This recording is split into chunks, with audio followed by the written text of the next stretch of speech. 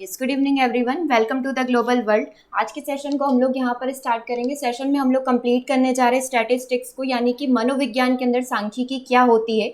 ये टॉपिक आज के सेशन में हम लोग कंप्लीट करेंगे। तो जितने भी स्टूडेंट चैनल पर न्यू हैं, चैनल को सब्सक्राइब कर लीजिए ताकि इसी तरीके से वीडियोज़ के नोटिफिकेशन आपको मिलते रहें। और यदि आप व्हाट्सएप ग्रुप में जुड़ना चाहते हैं तो आप मैसेज कर सकते हैं 8770803840। इस पर व्हाट्सएप करके आप व्हाट्सएप ग्रुप में भी ऐड हो सकते हैं, राइट। और यदि आप एमपीटेट की तैयारी कर रहे हैं और कंप्लीट टेस्ट सीरीज़ यदि आप बाय करना चाहते हैं तो आप परीक्षा ऐप पर टेस्ट सीरीज़ जाकर बाय कर सकते हैं। टेस्ट सीरीज़ यहाँ पर अवेलेबल है 300 रुपीज़ में, लेकिन यदि आप ये कूपन कोड यूज़ करते हैं जो कि है GLOBAL50, दैट इज़ GLOBAL50, तो इस पर मिलता है आपको 50% का डिस्काउंट, यानी कि जस्ट 150 रुपीज़ में आप यहाँ पर सारी ही टेस्ट को बाय कर सकते हैं।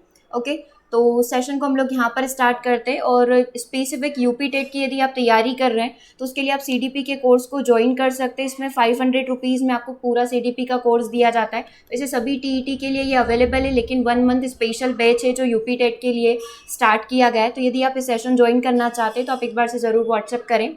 इसी तरीके से आपके ईवीएस के नोट्स भी अवेलेबल है, मैथ्स पेडागोजी के भी नोट्स अवेलेबल है। सेम व्हाट्सएप नंबर पर आप संपर्क करके सभी प्रकार के मॉक टेस्ट और थ्योरी नोट्स को यहाँ पर बाय कर सकते हैं। सेशन को हम लोग यहाँ पर स्टार्ट कर रहे हैं। सबसे पहले हम लोग सांख्यिकी की बात करेंगे, यानी स्टैटिस्टिक्स होता क्या है। थोड़ा सा हम लोग यहाँ पर इसके डीप में जाकर इसकी थोड़ी डेफिनेशंस वगैरह कंप्लीट करेंगे। देन हम लोग क्विज पर मूव करेंगे कि किस तरीके के क्वेश्चन आपके एग्जाम में पूछे जाते हैं। देखो, सबसे पहले यदि सांख्यिकी की बात की जाए, स्टैटिस्टिक्स की बात की जाए, तो ये हिंदी का ही एक रूपांतरण है ना। सांख्यिकी जो है, स्टैटिस्टिक्स, इस शब्द का जन्म कहाँ से हुआ यदि हम लोग ये बात करें तो इंग्लिश भाषा में जो स्टैटिस्टिक्स है ये लैटिन भाषा का शब्द है। लाइक हम लोग इसकी बात करें तो ये कौन सी भाषा का शब्द होगा, आपने देखा होगा कई बार हमसे सेम क्वेश्चन पूछा जाता है कि ये कौन सी भाषा का शब्द है। लाइक आप पर्सनालिटी में पढ़ते हैं व्यक्तित्व कौन सी भाषा का, इसी तरीके से सेम आपका सांख्यिकी से भी पूछा जाता है कि ये अंग्रेजी भाषा का जो हमारा लैटिन से लिया गया, स्टेटस से लिया हुआ शब्द है। इटालियन भाषा में इसे स्टैटिका बोला जाता है, और यदि आप जर्मन भाषा की बात करेंगे तो ये स्टैटिक है, ठीक है। तो यहीं से इसका जन्म हुआ है। तो ये थोड़ा सा सांख्यिकी का हम लोगों ने देख लिया कि इसका जन्म कहाँ से हुआ है। तो बेसिकली आप यहाँ पर लैटिन भाषा इसे याद रख सकते हैं। जो हम लोग स्टेटस बात करते हैं, लाइक इसके एक वचन और बहुवचन की बात करें तो यहीं से स्टेटस से ही इसका जन्म हुआ है। इटालियन में से स्टैटिका बोला जाता है और जर्मन में से स्टैटिक बोला जाता है, ठीक है। यहीं से इसका जन्म हुआ है, ठीक है। इसका मीनिंग यदि हम लोग बात करें, जो एक्चुअल मीनिंग होता है, इसका मीनिंग होता है यहाँ पर राज्य, यानी कि स्टेट। इस प्रकार प्रारंभ में सांख्यिकी का प्रयोग जो है राज्य विज्ञान के रूप में किया जाता था। वास्तव रूप में जो सांख्यिकी होती है, इसका श्रेय, मतलब इसको शुरुआत करने का जो श्रेय जाता है वो जाता है यहाँ पर गॉटफ्रायड एकेनॉल को, ठीक है। इन्हीं को जाता है इसका श्रेय। और इनसे रिलेटेड कुछ आपसे डेफिनेशन बनती है, लाइक सांख्यिकी को लेकर ये डेफिनेशन किसके द्वारा दी गई है, तो जो इसका श्रेय जाता है वो जाता है गॉटफ्रायड एकेनॉल को। इनकी डेफिनेशन भी हम लोग पढ़ लेंगे कि सांख्यिकी की डेफिनेशन इनके द्वारा क्या दी गई है। 1749 में इन्होंने क्या किया था, सांख्यिकी को पहली बार प्रस्तुत किया था, ठीक है। लाइक मैथ्स की आपने जितनी भी ब्रांचेस पढ़ी है, लाइक हमारा बीज गणित हो गया, अंक गणित हो गया, तो उसी में हमारा एक सांख्यिकी भी आता है। तो 1749 में सबसे पहली बार इसे एक ब्रांच के रूप में कंसीडर किया गया था। तो ये थोड़ा सा हमारा सांख्यिकी का हो गया कि कहाँ से जन्म हुआ है, इसका श्रेय किसको जाता है, फादर किसे माना जाता है, राइट। 2 से 3 चीज़ें आपको यहाँ पर ध्यान रखनी है। आप एक लैटिन भाषा का शब्द याद रखेंगे, ठीक है। इसका मीनिंग क्या होता है, राज्य होता है, और इसके फादर किसे माना जाता है, और इसकी शुरुआत कब से, मतलब कब इसे एक ब्रांच की तरह कंसीडर किया जाने लगा, राइट। ये 2 से 3 चीज़ें आपको यहाँ पर ध्यान रखनी है। इनके एक बार से आप डेफिनेशन देख लें कि जो गॉटफ्रायड है, इन्होंने क्या डेफिनेशन यहाँ पर दी थी। राज्य से संबंधित ऐतिहासिक और विवरणात्मक महत्वपूर्ण तथ्यों का संग्रह ही यहाँ पर क्या होता है, समंक होता है। यही आपके डेफिनेशन है सांख्यिकी की। मतलब आपने क्या करा है, अपने स्टेट को लेकर, अपने राज्य को लेकर आपने जितनी भी चीज़ें इन टर्म्स ऑफ, लाइक हम लोग बोल सकते हैं ना, न्यूमेरिकल टर्म्स में यदि आपने प्रस्तुत करनी है, लाइक वहाँ के लोगों की संख्या या फिर वहाँ पर जितना भी पार्क की संख्या, जितनी भी चीज़ें हैं, यदि आप उसे न्यूमेरिकल टर्म्स में प्रस्तुत करते हैं, रिप्रेजेंट करते हैं, तो वो आपका समंक यहाँ पर कहलाता है। कैलकुलेशन की अलग अलग मेथड यहाँ पर हो सकती है, जिसे हम लोग 1 बाय 1 करके डिस्कस कर लेंगे। एक डेफिनेशन और हम लोग यहाँ पर देख रहे हैं A.L. बाउले। वैसे इसके अंदर 3 डेफिनेशन हमें याद करनी है, 2 आपके सामने है, एक और हम लोग क्विज में कंप्लीट कर लेंगे, ठीक है।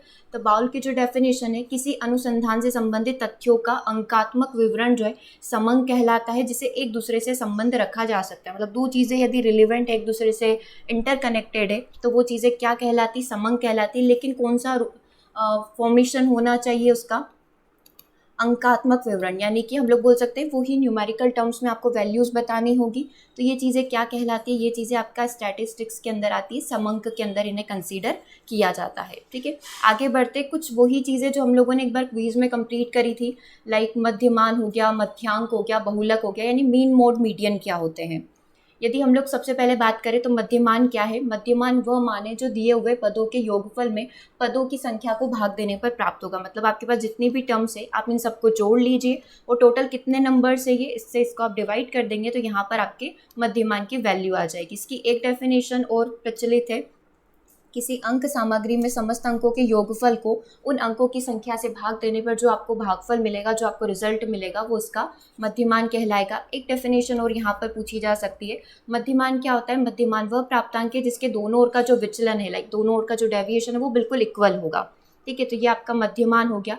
अब यहाँ पर आपको देखो एक क्वेश्चन में दिया हुआ है, कक्षा 8 के 5 विद्यार्थी है जिनका वजन आपको दे रखा है 54, 52, 56, 53 और 50। तो आप क्या करें, इन सबको जोड़कर कितने नंबर है ये 1, 2, 3, 4, 5, 5 से डिवाइड कर दें। इन पाँचों को जोड़कर यदि आप 5 से डिवाइड करेंगे तो जो आपका आंसर आया, यहाँ पर जो आपका आंसर आया वो आया 53 किलोग्राम। ठीक है, आपने पाँचों को जोड़ा और 5 से डिवाइड कर दिया, तो यहाँ पर जो आपका मध्यमान निकल कर आया है वो कितना निकल कर आ गया है, 5 किलोग्राम आपका मध्यमान यहाँ पर निकल कर आ गया। मतलब इसकी जो मीन वैल्यू आई है वो कितनी आ गई है, 53 kg यहाँ पर इसकी मीन वैल्यू आ गई है। ठीक है, इसी तरीके से आगे बढ़ेंगे, बहुलक की बात करेंगे। बहुलक को इंग्लिश में मोड बोला जाता है।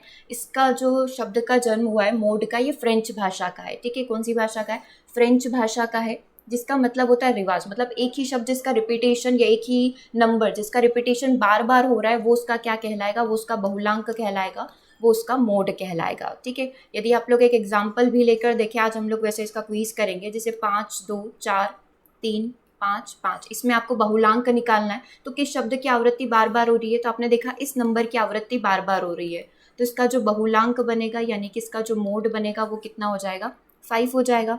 राइट, चलिए आगे बढ़ते हैं। अब हम लोग बात कर रहे हैं मध्यांक की। मध्यांक को यदि आप थोड़ा सा एक्सपांड करें तो मध्य का अंक यानी कि बीच वाला अंक, ठीक है, वो क्या कहलाएगा, आपका मध्यांक कहलाएगा। ठीक है, अब आप इसकी डेफिनेशन देखिए, यदि आंकड़ों को आपने आरोही क्रम में, अवरोही क्रम में यानी असेंडिंग या फिर डिसेंडिंग ऑर्डर में अरेंज किया है, तो जो बीच सेंटर में होगा वो पॉइंट आपका क्या कहलाएगा, वो पॉइंट आपका यहाँ पर मध्यांक कहलाएगा। ठीक है, वो पॉइंट आपका क्या कहलाएगा, वो पॉइंट आपका मीडियन यहाँ पर कहलाएगा। इसे मीडियन बोला जाता है, इसीलिए इसे हम लोग MD से रिप्रेजेंट करते हैं। ठीक है, इसका जो रिप्रेजेंट होता है वो MD से होता है। एक डेफिनेशन आप लोग यहाँ पर देख सकते हैं कि गैरेट के अनुसार जब अव्यवस्थित अंक होते हैं, लाइक जो अनग्रुप्ड नंबर्स होते हैं, उसे यदि आप असेंडिंग या फिर डिसेंडिंग ऑर्डर में क्रम में व्यवस्थित करते हैं तो वो चीज़ें क्या कहलाती है, जो बीच वाला अंक होता है वो आपका मध्यांक कहलाता है। एग्जाम्पल के तौर पर आप देख सकते हैं कि आपके पास 5 नंबर दिए हुए हैं। अब आप इसे या तो असेंडिंग में या फिर डिसेंडिंग में यानी कि आरोही या अवरोही क्रम में अरेंज कर लीजिए। तो 140, 143, 145, 47 और 152। ठीक है, तो हमने क्या कर लिया, इसको असेंडिंग ऑर्डर में अरेंज कर लिया है। अब इसमें जो मिड पॉइंट है, मतलब अगर आप इसका बीच वाला पॉइंट देखेंगे तो इसका बीच वाला पॉइंट है 145, तो इसका मीडियन कितना बन जाएगा, 145 इसका यहाँ पर मीडियन होगा। राइट, तो इस तरीके से क्वेश्चन आपको सॉल्व करना है। अब इसमें एक चीज़ और पूछी जाती है, क्योंकि हमारा जो सांख्यिकी है वो विज्ञान यानी साइंस एंड आर्ट से कनेक्टेड है, तो इसलिए 1 से 2 डेफिनेशन आपसे यहाँ पर भी पूछी जा सकती है। यदि हम लोग बात करें साइंस की, तो विज्ञान ज्ञान के क्रमबद्ध समूह को कहा जाता है। साधारणतः कुछ यहाँ पर शर्तें होती है इसके लिए, विज्ञान के लिए, जो कि आपको सांख्यिकी से कनेक्ट करेगी। तो सबसे पहला पॉइंट है, जिस ज्ञान का क्रमबद्ध अध्ययन किया जाए वो आपका क्या कहलाएगा, मतलब सिस्टमैटिक तरीके से यदि आप स्टडी कर रहे हैं तो वो आपका साइंस होगा। सेकंड पॉइंट की बात करें, वह हम लोग बोल सकते हैं वह ज्ञात जिसके कारण और प्रभाव के संबंधों में जानकारी मिलती है। मतलब कोई भी रिसर्च आप कर रहे हैं, कोई भी स्टडी कर रहे हैं, तो उसके कॉज एंड इफेक्ट को यदि आपने स्टडी किया है, उसके बारे में देखा है, तो वो आपका क्या होगा, विज्ञान होगा। थर्ड की बात करें, जिस ज्ञान के अध्ययन के लिए स्वयं के नियम, मतलब खुद से यदि आप नियम बना रहे हैं, लाइक आपने इंडक्शन और डिडक्शन मेथड पढ़ी है, तो खुद से यदि आप इसको डिज़ाइन कर रहे हैं, खुद से नियम बना रहे हैं, यानी कि इंडक्टिव मेथड का यदि आपने प्रयोग किया है, तो ये आपका क्या है, ये आपका विज्ञान है। ये यूनिवर्सल है, ऐसा नहीं कि जगह प्लेस टू प्लेस या हर जगह ये चेंज होती रहेगी, ये यूनिवर्सल है, सब जगह सेम ही चीज़ें होगी, चाहे आप इसे कहीं पर भी जाकर चेक करें। इसकी भविष्यवाणी या पूर्वानुमान आप फोरकास्टिंग यहाँ पर कर सकते हो, अंदाजा आप लगा सकते हो। ठीक है, यही सारी मेथड्स होती है, और जिसका अन्य विज्ञानों से संबंध होता है, लाइक दूसरी केमिस्ट्री, फिजिक्स वगैरह से भी यदि आप कनेक्ट करेंगे तो ये रिलेवेंट रहेगी, कनेक्टेड रहेगी। तो ये चीज़ें क्या होती है, ये चीज़ें विज्ञान के अंदर आती है। अगर हम लोग कला की बात करें, आर्ट की बात करें, यदि विज्ञान ज्ञान है तो कला उसकी क्रिया है, मतलब हम लोग बोल सकते हैं ये एक एक्टिविटी है, उस पर कार्य करने का एक तरीका बोल सकते हैं। किसी कार्य को करना ही कला कहलाता है। कला विज्ञान का व्यवहारिक या प्रयोगात्मक पहलू है, मतलब यहाँ पर आपने सारे नियम वगैरह सब कुछ बना लिए, आपने कॉज एंड इफेक्ट सब कुछ स्टडी कर लिया। अब यदि आप उस पर एक्सपेरिमेंट कर रहे हैं, प्रयोग कर रहे हैं, तो ये चीज़ें क्या कहलाएगी, ये चीज़ें फिर उसका आर्ट हो जाएगा, क्योंकि हर एक व्यक्ति का अपना आर्ट करने का, कला करने का, लाइक एक्टिविटी करने का अपना अपना तरीका होगा, तो वो चीज़ें क्या कहलाएगी, आर्ट कहलाएगी। किसी विज्ञान के विभिन्न नियमों तथा सिद्धांतों का प्रयोग और क्रियान्वयन करना ही कला यहाँ पर कहलाता है। ठीक है, तो ये विज्ञान को पढ़ लिया, सांख्यिकी को पढ़ लिया, और साथ ही मीन मोड मीडियन को हमने यहाँ पर पढ़ लिया। अब कुछ क्विज हम लोग करके देखते हैं क्या इस प्रकार के क्वेश्चन बन पाते हैं। देखो, यहाँ पर एक मनोवैज्ञानिक ने जब भी कोई एक्सपेरिमेंट किया, जब भी कोई रिसर्च किया, तो उन्होंने कुछ मिस्टेक्स यहाँ पर करी। ये मिस्टेक्स आपको लिखी हुई है, राइट। अब आपको क्या करना है, यहाँ पर इसका बहुलक निकालना है, मतलब आपको यहाँ पर इसका मोड निकालना है। अब आप देखिए कि मोड को कैसे निकाला जाता है, और जल्दी से आंसर कमेंट करिए कि आंसर यहाँ पर इसका क्या होना चाहिए। देखो, 18, 18, 13, 15, 13, 12, 13, 8, 5, 4, 2, 1 एंड 0 एंड 0। ठीक है, ये नंबर्स आपको दिए हुए हैं। अब इसमें जिसका रिपीटेशन सबसे ज़्यादा हो रहा है, मतलब जिसकी आवृत्ति सबसे ज़्यादा है, वो आपका क्या हो जाएगा, वो आपका यहाँ पर बहुलक हो जाएगा, राइट। तो इसको सॉल्व करिए और बताइए कि सबसे ज़्यादा नंबर कौन सा यहाँ पर रिपीट हो रहा है। देखो, यहाँ पर हम लोग लिख सकते हैं कि 18, यहाँ पर ये आपका क्वेश्चन दिया हुआ है, 18 को आपने लिख दिया। एक नंबर आपके सामने 15 है, 13 है, 12 है, 8 है, 5 है, 4 है, 2, 1 है और 0 है। अब किसका रिपीटेशन सबसे ज़्यादा हो रहा है, आप देखेंगे 18 का रिपीटेशन जो है, हम लोग देख सकते हैं यहाँ पर कितनी हो रहा है, 18 का रिपीटेशन हो रहा है 2 बार। ठीक है, 2 बार रिपीट हुआ यहाँ पर। फिर हम लोग 13 की बात करेंगे, तो 13 को कितनी बार रिपीट किया गया है, 13 को यहाँ पर रिपीट किया गया है 3 बार, मतलब 13 की जो आवृत्ति है वो 3 बार है ना। और 15 की यदि हम लोग बात करें, तो 15 को रिपीट किया गया है केवल 1 बार। इसी तरीके से 12 भी आपका केवल आपको यहाँ पर दिख रहा होगा 1 बार है, 8 1 बार है, 5 1 बार है, 4 1 बार है, 2 1 बार है, 1 1 बार है, और 0 जो है वो 2 बार रिपीट हुआ है। ठीक है, अब सबसे मैक्सिमम जो आवृत्ति हुई है वो किसकी हुई है, 13 की हुई है। तो इसकी आवृत्ति कितनी बार है, 3 बार है, तो इसका जो बहुलक है वो कितना हो जाएगा, 13 हो जाएगा। मतलब आपका जो यहाँ पर आंसर बनेगा वो कितना बनेगा, 13 बनेगा। आपको ये देखना है कि कौन सा नंबर जो है मैक्सिमम टाइम्स रिपीट हो रहा है। तो 13 हमारा कितनी बार रिपीट हो रहा है, 3 बार रिपीट हो रहा है। 13 3 बार रिपीट हो रहा है, तो करेक्ट आंसर आप लोग यहाँ पर कर देंगे 13। ठीक है, आपके सामने 4 ऑप्शन रहेंगे, एक 18 होगा, एक 15 होगा, एक 0 होगा, और एक कोई भी 12 हो सकता है। तो आपका करेक्ट आंसर यहाँ पर होना चाहिए 13। ठीक है, चलिए अब अगला जो क्वेश्चन है, इसमें आपको मध्यमान भी निकालना है और साथ ही मध्यांक भी निकालना है। मध्यमान मतलब वही एवरेज आपको निकालना है, ठीक है, और मध्यांक यानी कि जो सेंटर पॉइंट होगा, जो बीच वाला अंक होगा, वो आपको निकालना है। लेकिन कैसे, या तो आप उसे असेंडिंग ऑर्डर में, या फिर आप उसे क्या करें, डिसेंडिंग ऑर्डर के अंदर अरेंज कर दें। ठीक है, तो इसको सॉल्व करिए और बताइए क्या आंसर यहाँ पर हो सकता है इसका। चलिए हम लोग इसको स्टार्ट करते हैं करना, कैसे चीज़ों को यहाँ पर सॉल्व किया जा सकता है। देखो, मध्यमान निकालना है, ठीक है, तो मध्यमान निकालने के लिए हम लोग यहाँ पर क्या करेंगे, मध्यमान निकालने के लिए कैसे इसको सॉल्व किया जा सकता है, एक बार से आप इसको सॉल्व करें फिर हम लोग स्टार्ट करते हैं। आपको यहाँ पर निकालना है मध्यमान यानी कि मीन, मतलब आपको क्या करना है, सारे ही अंकों को जोड़ना है और कितनी बार बताया गया है उससे आप इसको डिवाइड कर देंगे। तो जोड़ना स्टार्ट करिए। क्या होना चाहिए, 5 और 6 11, 11 और 6 17, 17 और 4 21, 7 28, 28 10 38 37, 37 10 47, 47 में आपको 15 को जोड़ना है, यानी कि 47 10 57, 5 63, 63 में आप 13 को जोड़ेंगे, 62 होगा, 62 में यदि आप 13 को जोड़ेंगे तो कितना बन जाएगा, 75। अब आप इसको यहाँ पर इससे जोड़ लीजिए, कितना हो जाएगा ये, टोटल हो जाएगा आपका 97। ठीक है, मतलब इन सारे ही अंकों को आपको जोड़ना था।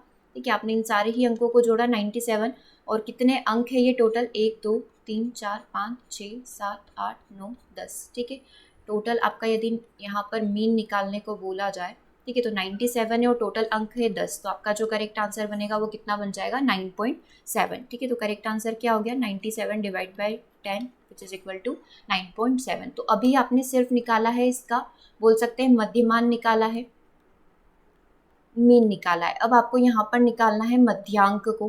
ठीक है, मध्यांक मतलब कि बीच वाला पॉइंट, लेकिन कैसे, या तो आपने उसे असेंडिंग ऑर्डर में अरेंज किया हो या फिर डिसेंडिंग ऑर्डर में। अब आप देख लो क्या ये असेंडिंग डिसेंडिंग में अरेंज है, नहीं है। ठीक है, तो आप इसको क्या करें, सबसे पहले अरेंज कर लें। सबसे छोटा यहाँ पर 4 आपको दिख रहा है, उसको आपने पहले लिख लिया, 5 हो गया।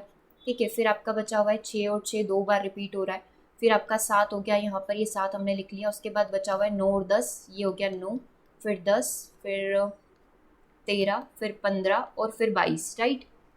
ये आपने इसको असेंडिंग ऑर्डर में अरेंज कर लिया। अब जो बीच की वैल्यू होगी वो आपका आंसर हो जाएगा। हम लोग इसको कट कर लेते हैं, 1 2 3 4, 1 2 3 और 4। अब बीच में क्या आ रहा है, एक तो 7 आ रहा है और एक 9 आ रहा है। अब आप इन दोनों के बीच की वैल्यू कैसे निकालेंगे, आप चाहे तो इन दोनों को छोड़कर 2 से भाग लगा दें, या फिर बीच में क्या आ जाएगा, 7 और 9 के बीच में आता है 8। ऐसे भी निकाल सकते हैं आप, 7 + 9 डिवाइड बाई 2 करेंगे तो भी 8 ही आएगा। और इन दोनों के बीच में केवल एक ही वर्ड आ रहा है, वो कौन सा है, 8 है। तो आपका आंसर क्या हो जाएगा, यहाँ पर जो मध्यांक होगा वो हो जाएगा इसका 8। तो ऐसे निकाला जाता है मध्यमान और मध्यांक को। ठीक है, हमने सबसे पहले निकाला मध्यमान। ठीक है, तो आपको क्या करना था, सभी को जोड़ना था और कितने नंबर है उससे डिवाइड करना था। तो 9.7 इसकी वैल्यू आ गई। और यदि मध्यांक सेंटर पॉइंट की बात करेंगे तो 7 और 9 के बीच में क्या आएगा, 8 पड़ेगा। तो ये आपका आंसर हो जाएगा। ठीक है, इसी तरीके से आपके क्वेश्चन को सॉल्व करना है। नेक्स्ट क्वेश्चन की बात करेंगे। अगेन आपको मध्यांक निकालना है और बहुलांक निकालना है। ठीक है, तो मध्यांक मतलब बीच वाला अंक आप लोग यहाँ पर निकालेंगे। तो मध्यांक को निकालने के लिए या तो आप इसे असेंडिंग ऑर्डर में अरेंज करें या फिर डिसेंडिंग ऑर्डर में अरेंज करें। ठीक है, तो हम लोग मध्यांक निकालते हैं। मीडियन यहाँ पर निकालेंगे तो सबसे छोटे अंक से हम लोग स्टार्ट करते हैं। आप चाहे तो सबसे बड़े से भी स्टार्ट कर सकते हैं। ठीक है, 62 सबसे छोटा है। उसके बाद हम लोग थोड़ा सा आगे बढ़ेंगे तो 72 और 72 और 72 3 बार रिपीट हो रहा है। ये 3 बार आपका रिपीट हो गया। उसके बाद क्या आ रहा है, 74 आ रहा है। ठीक है, ये 74 हो गया। उसके बाद आपका बच रहा है 76, ये 76 हो गया। उसके बाद आपका आ रहा है 78, ये 78 हम लोगों ने लिख दिया। उसके बाद क्या बच रहा है, उसके बाद आपका 80 है। उसके बाद 80 2 बार है। ठीक है, फिर 84 है, 82 है, 88 है और उसके बाद आपका हो जाएगा 92। ठीक है, सारे ही हो गए, काउंट कर सकते हैं 1 2 3 4 5 6 7 8 9 10 11 12, 1 2 3 4 5 6 7 8 9 10 11 12। ठीक है, तो ये हमने निकाल लिया। अभी तो हमने सिर्फ इसे असेंडिंग ऑर्डर में अरेंज करा है। अब हमें बीच की वैल्यू निकालनी है। तो हम लोग देख सकते हैं 1 2 3 4 5 इधर से हटा दो, 1 2 3 4 5 को हटा दो। अब 76 और 78 हमारा बचा हुआ है। तो इन दोनों के बीच में कौन सी वैल्यू आती है, कौन सी वैल्यू लाई करती है, 77 करती है। तो हमारा जो मध्यांक बनेगा वो कितना बन जाएगा, 77 यहाँ पर बन जाएगा। तो करेक्ट आंसर आपका क्या होगा, करेक्ट आंसर हो जाएगा आपका 77। समझ में आया, हमने क्या करा, इसे बढ़ते हुए क्रम में अरेंज किया है। बढ़ते हुए क्रम में अरेंज करने के बाद इन दोनों के बीच की जो वैल्यू है, लाइक जो सेंटर वैल्यू है, वो हमारा आंसर हो जाएगा। क्योंकि सेंटर में 2 है और इसके बीच में आता है 77, तो ये आपका हो जाएगा करेक्ट आंसर। अब आपको यहाँ पर निकालना था बहुलांक। बहुलांक मतलब कि इसका जो मोड है वो यहाँ पर क्या होना चाहिए, तो जिसका रिपीटेशन सबसे ज़्यादा बार हो रहा है वो आपका बहुलांक हो जाएगा, यानी कि जिसकी आवृत्ति सबसे ज़्यादा बार यहाँ पर हो रही है। तो आपने देखा था 72 अकेला एक ऐसा नंबर है जिसकी आवृत्ति 3 बार हो रही है, जिसका रिपीटेशन 3 बार हो रहा है। तो इसका जो बहुलांक बनेगा वो कितना बन जाएगा, 72। और यदि इसका पूछा जाए कि इसकी आवृत्ति, इसका रिपीटेशन कितना है, तो इसका रिपीटेशन है 3 बार। ये तो करेक्ट आंसर आपका यहाँ पर बहुलांक का पूछा है तो 72 हो जाएगा, और मध्यांक का पूछा था तो आंसर क्या हो जाएगा, 77 हो जाएगा। ठीक है, तो इस तरीके से प्रश्न पूछे जाते हैं। ये तो सारे न्यूमेरिकल्स हो गए। अब यहाँ पर आपसे थ्योरी भी पूछा जाता है। तो सबसे पहले क्वेश्चन की तरफ बढ़ेंगे। थ्योरी के अंदर सांख्यिकी का प्रत्यक्ष रूप संबंधित है। सांख्यिकी किससे संबंधित है, विज्ञान से, संख्यानात्मक तथ्यों से, सूचनात्मक संकेतों से या गुणात्मक तथ्यों से। तो अभी देखा था जो सांख्यिकी हमारा प्रत्यक्ष रूप से यदि कनेक्टेड होगा तो इसमें आप क्या निकालते हैं, सारी न्यूमेरिकल वैल्यूज निकालते हैं। तो करेक्ट आंसर क्या हो जाएगा, करेक्ट आंसर हो जाएगा आपका ऑप्शन नंबर बी, यानी कि संख्यात्मक तथ्यों से ये चीज़ें आपकी कनेक्ट रहती है। नेक्स्ट क्वेश्चन की बात करें। नेक्स्ट क्वेश्चन है सांख्यिकी को संख्यात्मक समक जो होते हैं उसका एकत्रीकरण करना, उसका प्रस्तुतिकरण करना, विश्लेषण करना, निर्वाचन के रूप में परिभाषित किया जा सकता है। ये डेफिनेशन किसके द्वारा यहाँ पर दी गई है, डॉक्टर बाउले के द्वारा, पर्सन हार्लोस के द्वारा, क्रॉक्सन और काउटेन के द्वारा, इनमें से कोई नहीं। ठीक है, तो ये डेफिनेशन है आपके ऑप्शन नंबर सी, यानी क्रॉक्सन और काउटेन के द्वारा इस डेफिनेशन को दिया गया। यानी स्टैटिस्टिक्स क्या होती है, जितने भी आपके पास न्यूमेरिकल टर्म्स होती है आप उसको कलेक्ट करते हैं, उसको रिप्रेजेंट करते हैं, उसका एनालिसिस करते हैं, निर्वचन करते हैं। तो ये सारी की सारी चीज़ें सांख्यिकी के अंदर आती है। ये डेफिनेशन देने वाले आपके क्रॉक्सन और काउटेन है। ठीक है, तो करेक्ट आंसर क्या हो जाएगा, ऑप्शन नंबर सी हो जाएगा। नेक्स्ट क्वेश्चन देखते हैं। सांख्यिकी को क्या माना जाता है, जैसे हमने विज्ञान को स्टडी किया था। तो सांख्यिकी किससे मिलकर बना है, विज्ञान और कला से मिलकर बना है, यानी कि साइंस और आर्ट से मिलकर बना है। तो ये दोनों ही आंसर आपके राइट होंगे।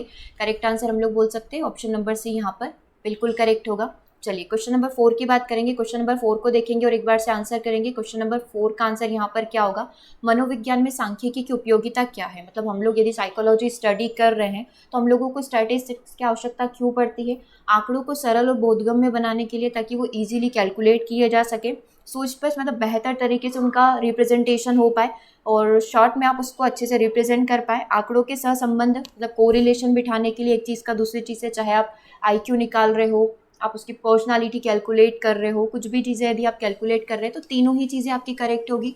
हम लोग बोल सकते हैं करेक्ट आंसर क्या होगा, ऑप्शन नंबर डी होगा। यस, तीनों ही यहाँ पर राइट होंगे कि हाँ सांख्यिकी साइकोलॉजी में कहाँ कहाँ पर काम करती है। नेक्स्ट क्वेश्चन देखते हैं, आंकड़ों के व्यवस्थापन की जो पद्धति होती है, मतलब यदि जितने भी डेटा आपके पास रखे हुए, यदि आप उसको सही तरीके से रिप्रेजेंट कर रहे हैं तो उसे क्या बोला जाता है, वर्गीकरण करना, सारणीकरण मतलब टेबल फॉर्मेट में आप अरेंज कर रहे हैं, आप उसको क्लासीफाई कर रहे हैं, रेखा चित्र में प्रस्तुतिकरण दे रहे हैं, या फिर ये सारी चीज़ें सही है। यस, ये तीनों ही ऑप्शन यहाँ पर करेक्ट होंगे। आप उसको अच्छे तरीके से क्लासीफाई कर सकते हैं, रेखा चित्र लाइक आप उसका डायग्राम बना सकते हैं, बार ग्राफ में रिप्रेजेंट कर सकते हैं, टेबल बना सकते हैं, तो सारे ही तरीके से आप यहाँ पर आंकड़ों को व्यवस्थित कर सकते हैं, मतलब अपना जितना भी डेटा है उसको आप रिप्रेजेंट कर सकते हैं।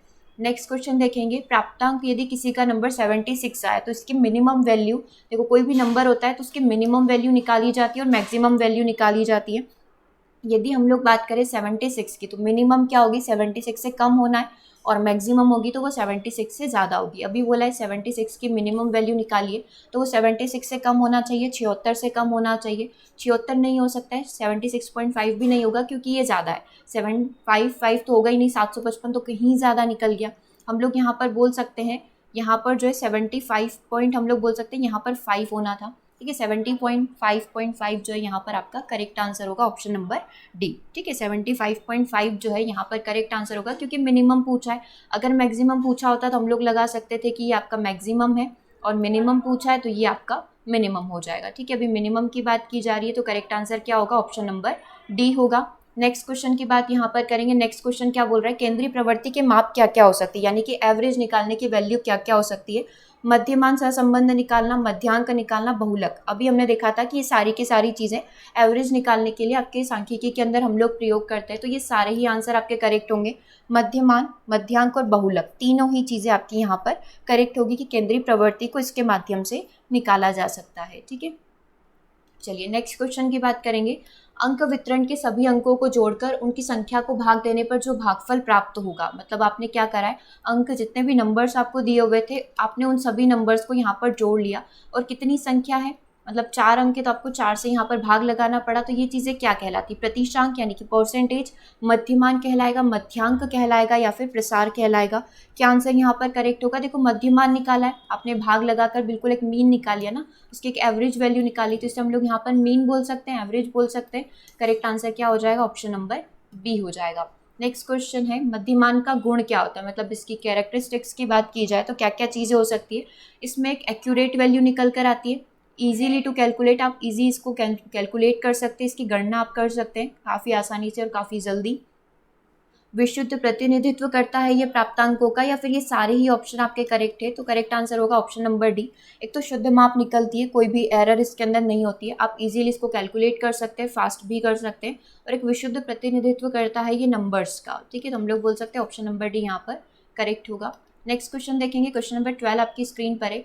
किसी सांख्यिकी वितरण में ऊपर नीचे दो बराबर भागों में बांटने वाला जो बीच का अंक है, मतलब कोई एक सेंट्रल वैल्यू है, इसके इधर वाले अंक और इधर वाले अंक जो हैं वो बराबर होंगे, नंबर्स बराबर होंगे, मतलब इधर 4 अंक आ रहे हैं, लाइक 11 आ रहा है, 12 आ रहा है, 13 आ रहा है और 14 आ रहा है, तो इधर भी 4 हो सकते हैं, 16, 17, 18, 19 या फिर 21 कुछ भी हो सकता है। ठीक है, मतलब 4 इधर और 4 इधर, तो बीच की जो वैल्यू होगी वो क्या कहलाएगी ये आपको बताना है। तो क्या आंसर यहाँ पर करेक्ट होगा, वो इसका मध्यांक कहलाएगा। तो करेक्ट आंसर क्या बन जाएगा, ऑप्शन नंबर बी बन जाएगा। यानी ये चीज़ क्या कहलाती है, ये चीज़ कहलाती है मीडियन। लाइक आप सेंट्रल वैल्यू निकाल रहे हैं तो उसके दाएं साइड और उसके बाएं साइड इक्वल नंबर यहाँ पर होना चाहिए।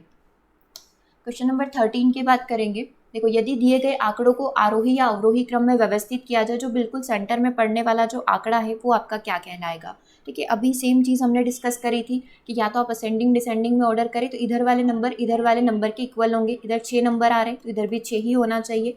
तो जो आपकी सेंट्रल वैल्यू होगी वो आपका मीडियन कहलाता है, वो आपका क्या कहलाता है, वो आपका मध्यांक कहलाता है। तो करेक्ट आंसर होगा ऑप्शन नंबर बी।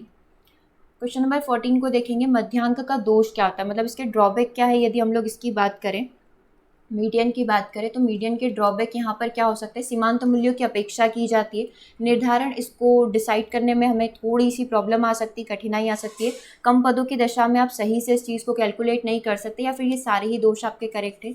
तो करेक्ट आंसर होगा आपका ऑप्शन नंबर डी कि ये सारे ही ड्रॉबैक आपके एक मध्यांक के कंसीडर किए जा सकते हैं, मतलब आप अपेक्षा भी कर सकते हैं उसकी, और जब आप ऐसे कैलकुलेट करते हैं तो उसको असेंडिंग डिसेंडिंग ऑर्डर में अरेंज करने के बाद आपको सेंट्रल वैल्यू फाइंड आउट करने में दिक्कत आती है, सही से आप इसको प्रतिनिधित्व नहीं कर सकते, तो ये सारे ही दोष इसके राइट हैं। नेक्स्ट क्वेश्चन है, वितरण में जिस अंक की आवृत्ति सर्वाधिक होती है उसे क्या कहा जाता है, मतलब जिस अंक का जो रिपीटेशन है बार बार हो रहा है, ये मतलब एक ही नंबर बार बार रिपीट हो रहा है, उसकी आवृत्ति बार बार, उसकी फ्रिक्वेंसी ज़्यादा है, तो उसे मध्यांक, बहुलक, मध्यमान या चतुर्थांक उसे बोला जाता है, मोड यानी कि बहुलक उसे यहाँ पर कंसीडर किया जाएगा। तो करेक्ट आंसर आपका हो जाएगा ऑप्शन नंबर बी, ठीक है, बहुलक उसे यहाँ पर बोला जाएगा, मोड उसे यहाँ पर कंसीडर किया जाता है, ठीक है। तो ये इस तरीके से आपके कुछ क्वेश्चन बनते हैं मीन, मोड, मीडियन से, जिसमें हम लोगों ने सांख्यिकी को कंप्लीट कर लिया है, जो आर्ट और साइंस हम लोगों ने पढ़ा है उसे यहाँ पर कंप्लीट कर लिया है। तो आई थिंक ये सेशन आप लोगों के लिए काफ़ी हेल्पफुल होगा, क्योंकि 1 से 2 क्वेश्चन आपके बन जाते हैं, चाहे वो थ्योरी हो या फिर न्यूमेरिकल हो, एक आध क्वेश्चन आपका बन जाता है। तो इस टॉपिक को आप अच्छे से प्रिपेयर करके जाए। कुछ 1 से 2 डेफिनेशन और इसके अंदर थी मध्यांक वगैरह की, बहुलक वगैरह की, जो हमने अभी कंप्लीट नहीं करी है, बिल्कुल बेसिक पार्ट था। तो सेशन कैसा लगा ज़रूर से कंप्लीट करके बताएं। और यूपी टेट का 1 मंथ का बैच स्टार्ट हो चुका है, यदि आप उसे ज्वाइन करना चाहते हैं तो आप मैसेज कर सकते हैं 7708033840, इस पर व्हाट्सअप करके आप व्हाट्सअप ग्रुप में ऐड भी हो सकते हैं और साथ ही इसके लिए ज्वाइन भी कर सकते हैं। ओके, तो सेशन को हम लोग यहीं ओवर करेंगे, मिलेंगे हम लोग नेक्स्ट सेशन में। Thanks for watching.